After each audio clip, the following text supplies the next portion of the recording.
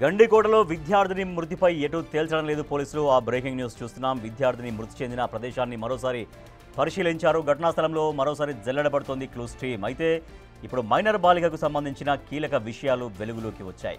విద్యార్థిని ఒంటిపై గాయాలు ఉన్నట్లు తెలుస్తోంది. తల, కంటిపై తీవ్ర గాయాలతో పాటు విద్యార్థిని మెడ, భుజంపై కూడా గాయాలు ఉన్నట్టు తేలింది.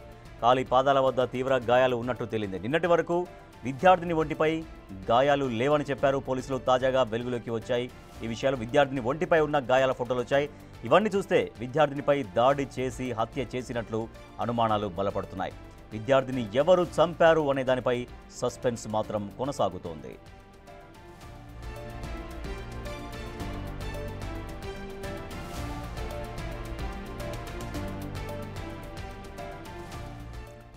గండికోటలో స్టూడెంట్ విద్యార్థిని హత్యకు సంబంధించి ఇంతవరకు సస్పెన్స్ కొనసాగుతుంది. మిస్టరీ వీడట్లేదు. ఎవరు హత్య చేశారనేది ఇంకా పోలీసులు తేల్చలేకపోతున్నారు. అయితే నిన్నటిదాకా ఆ విద్యార్థిని ఒంటిపైన గాయాలు లేవు అన్నారు. కానీ ఇప్పుడు గాయాలు ఉన్నటువంటి ఆ ఫొటోస్ బయటకు వచ్చాయి. మా ప్రతినిధి శివ మరింత సమాచారం ఇస్తారు. శివ, అమ్మాయిపై గాయాలు లేవని నిన్నటిదాకా చెప్పారు. కానీ ఫొటోస్ రావడంతో ఆమెని కొట్టి తర్వాత హత్య చేశారనేది అనుమానాలు వ్యక్తమవుతున్నాయి. సో పోలీసుల దర్యాప్తు ఎట్లా కొనసాగుతుంది? ఇప్పుడు మరోసారి క్లూస్ టీమ్ అక్కడ ఎటువంటి ఆధారాలు సేకరిస్తుంది గండికోటలో? రాజేష్, 3 రోజుల క్రితం దారుణ హత్యకు గురైనటువంటి బాలిక హత్య మిస్టరీ మాత్రం ఇంకా వేయడం లేదు. అయితే దీనికి సంబంధించి కూడా పోలీసులు మొదట ఎవరైతే ప్రియుడు ఉన్నారో లోకేష్ అతని అనుమానిత అధిపతిని విచారించారు. ఆ తర్వాత మాత్రం కేసు మలుపు తిరిగింది. రాజేష్ కి దీంట్లో ఎలాంటి ప్రమేయం లేనట్టు కూడా మొదట గుర్తించారు. దీనికి సంబంధించి లోకేష్ ప్రమేయం లేనట్టు గుర్తించారు. ఆ తర్వాత మాత్రం కుటుంబ సభ్యులపై కొంచెం అనుమానాలు వ్యక్తం చేస్తూ కూడా ఆ కోణంలో విచారణ చేపట్టారు. అయితే దీంట్లో మాత్రం కొన్ని సంచలన విషయాలు వెలుగులోకి వచ్చాయి.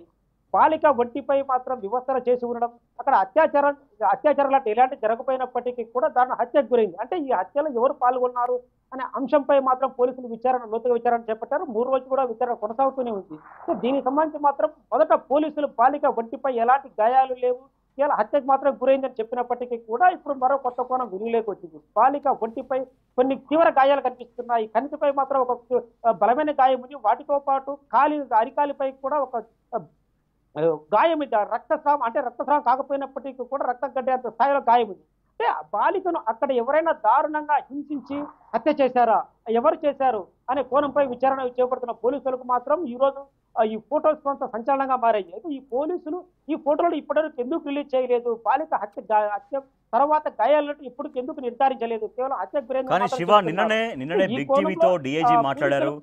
నిన్ననే బిగ్ టీవీతో మీరున్నప్పుడే డిఐజీతో మాట్లాడించారు, బిగ్ టీవీతో మాట్లాడారు.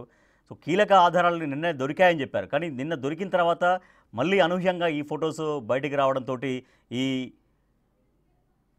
విషయం ఎంత సవాల్గా మారింది పోలీసులకి ఈ హత్య ఉదంతం?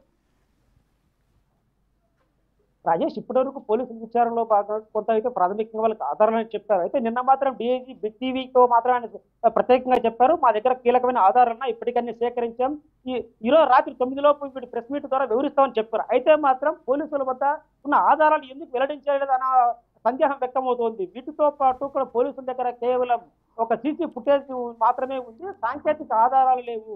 ఎవరైతే హత్య చేశారో వాళ్ళకు సంబంధించిన కాల్ డేటా ఆధారంగా విచారణ చేపట్టినప్పటికీ కూడా వాళ్ళకు సాంకేతిక ఆధారాలు ఎందుకు లభించాలి అనే దానిపై కాస్త సందిగ్ధంగా మారింది. అయితే వీళ్ళు ఈ నేపథ్యంలో పోలీసులు మళ్ళీ కేసును మొదటి నుంచి కూడా విచారణ చేపడుతున్నట్టు తెలుస్తోంది. ప్రతి అంశాన్ని మళ్ళీ క్షుణ్ణంగా పరిశీలిస్తున్నారు. లోకేష్ తో పాటు మరికొందరిని కూడా విచారిస్తున్నట్టు తెలుస్తుంది. ఇక్కడ జమ్ములమడుగు నుంచి కూడా గండికోట వరకు ప్రతి ఒక్కరిని కూడా గండికోట ప్రాంతంలో ఉన్నటువంటి స్థానికులను కూడా విచారణ చేపడుతున్నారు. వీటితో పాటు ఘటనా స్థలాన్ని కూడా మరోసారి జల్లడబెట్టారు. ఘటనా స్థలంలో హంతకులకు సంబంధించి ఏదైనా ఆధారాలు ఉన్నాయా?